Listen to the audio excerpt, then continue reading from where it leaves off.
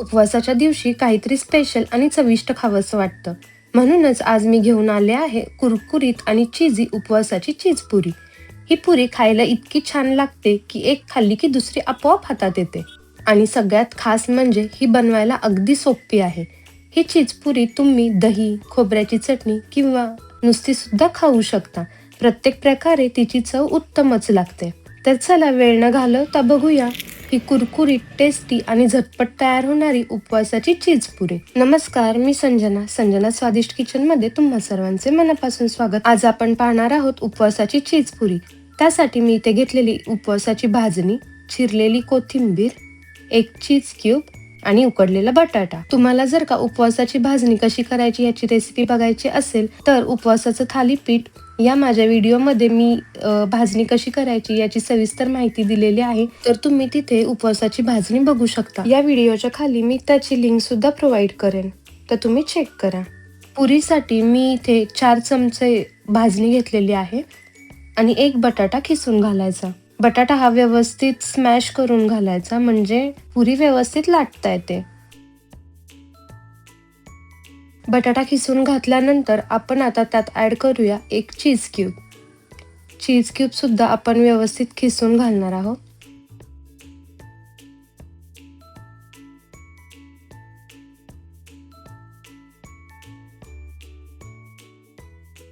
आता यामध्ये घालूया चिरलेली कोथिंबीर आणि हे सगळं व्यवस्थित मिक्स करून घेऊ. आपण उकडलेला बटाटा घातलाय त्यामुळे पाणी सुरुवातीला जास्त घालायचं नाही. लागलंच तर नंतर थोडंसं ॲड करून आपण छान मळून घ्यायचं. पीठ मळताना जास्त पीठ पातळही मळायचं नाही किंवा जास्त घट्टही मळायचं नाही. मीडियमसर मळून घ्यायचं. मी इथे काहीच पाण्याचा वापर न करता हे पीठ मळून घेतलंय. तुम्हाला जर लागलंच तर अगदी थोडंसं पाणी यूज करायचं, पण शक्यतो त्याला पाणी लागत नाही.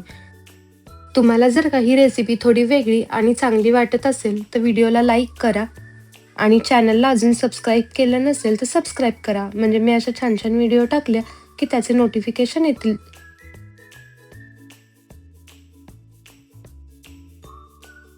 पिठाचा गोळा व्यवस्थित मळून तो 10 मिनिट रेस्ट करण्यासाठी ठेवून द्यायचा. 10 मिनिट रेस्ट केल्यानंतर आता आपण त्याचे छान छोटे छोटे गोळे करून त्याला हलकंसं पीठ लावून ते व्यवस्थित लाटून घेऊ. तुम्ही बघताय मी मीडियम साईजचा गोळा घेतलाय, कारण पुरी मी मीडियम साईजच्या आकाराची करणार आहे. तुम्हाला लहान करायची असेल तर तुम्ही गोळा थोडा कमीही घेऊ शकता. थोडं थोडं पीठ लावून पुरी सगळ्या बाजूनी व्यवस्थित लाटून घ्यायची. पुरी लाटताना पुरी सगळ्या बाजूनी व्यवस्थित लाटायची. कुठून जाड किंवा कुठून जास्त पातळ नाही करायची, म्हणजे पुरी व्यवस्थित फुगते.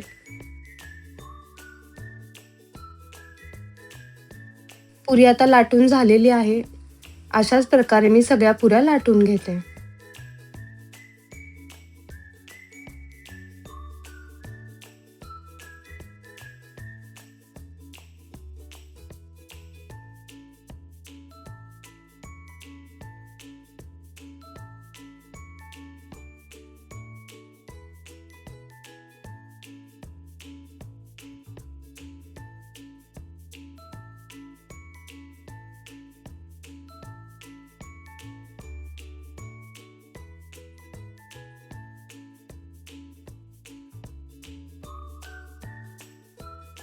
सगळ्या पुऱ्या लाटून झालेल्या आहेत. तुम्ही इथे बघू शकता पुरी जास्त जाडही ठेवलेली नाहीये किंवा जास्त पातळही नाहीये.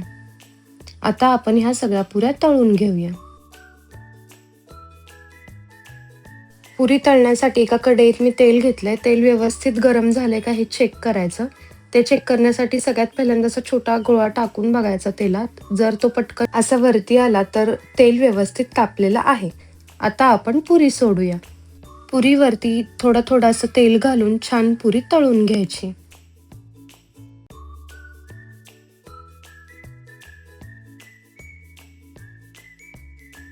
पलटी करून पुरी दुसऱ्या बाजूनेही व्यवस्थित तळून घ्यायची.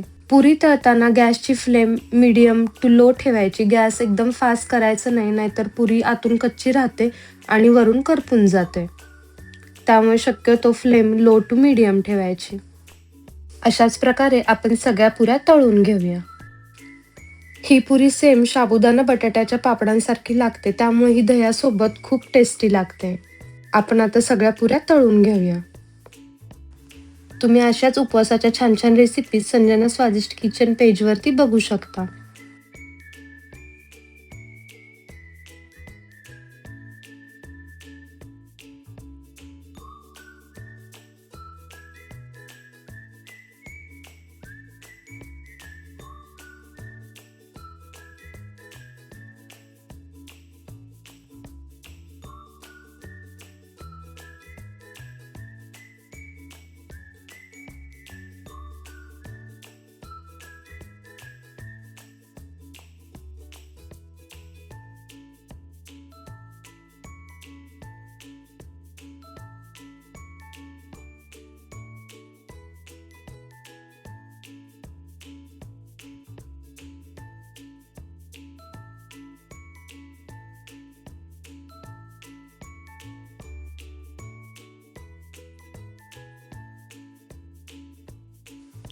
सगळ्या पुऱ्या तळून झालेल्या आहेत. आता आपण त्या दही किंवा खोबऱ्याच्या चटणीसोबत सर्व करू शकतो.